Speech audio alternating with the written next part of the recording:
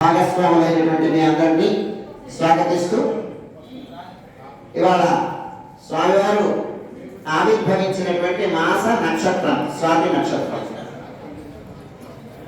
స్వాతి నక్షత్రం నృసింహస్వామి ఆవిర్భావ దినం అంటున్నాం. స్వాతికి అధిదైవం వాయువు.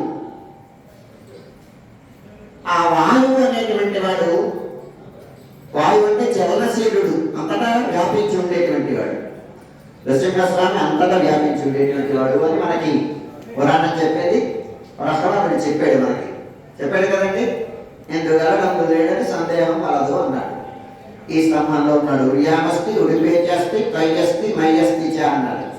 పుట్టలో ఉన్నాడు, నీటిలో ఉన్నాడు, రిపులో ఉన్నాడు, రాయిలో ఉన్నాడు, రప్పలో ఉన్నాడు, అన్నిటిలోనూ ఉన్నాడు. ఎక్కడ నువ్వు కావాలంటే అక్కడ నీకు ప్రత్యక్ష అవగలిగిన దైవం ఎవరంటే నృసింహస్వామి మాత్రమే. అయితే దానికి అధికారం ఏంటి అంటే ఒక్కటే కావాలంట, నిండైన మనసు కావాలి. భగవంతుడిని పొందడానికి నిశ్చలమైనటువంటి కల్మషం లేనటువంటి మనస్సు కావాలి. ఆ మనస్సుతో స్వామిని కానీ మనం పిలిస్తే వస్తాడాయన అని అలా వచ్చాడు కదండి. ఆ వంశుభం తెలియనటువంటి 5 ఏళ్ల ప్రాయం వాడు, చిన్న పిల్లవాడు పిలిస్తే వచ్చాడు. ఇక్కడికి రా అంటే ఇక్కడికి వచ్చాడు.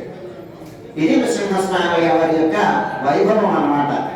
అంటే ఎవరైనా నిండైన మనసుతో ఆక్రందనం చేస్తే, పిలిస్తే వచ్చి కాపాడగలిగినటువంటి దైవం నృసింహస్వామి అని మన ప్రహ్లాదుడి వల్ల అవగతమే.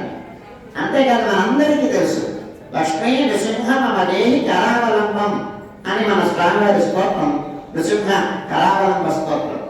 శంకర భగవత్పాదులు లాంటి వారు చితి మీద ఉంటుండగా, పంచాయతీ మధ్యంలో ఉంటుండగా, ఇంకా తనువు ఆ శరీరం అగ్నికి ఆహుతవుతున్న సమయంలో ఆయన నృసింహస్వామిని ప్రార్థించాడు. లక్ష్మీ నృసింహ మమ దేహి కరావలంబం అని.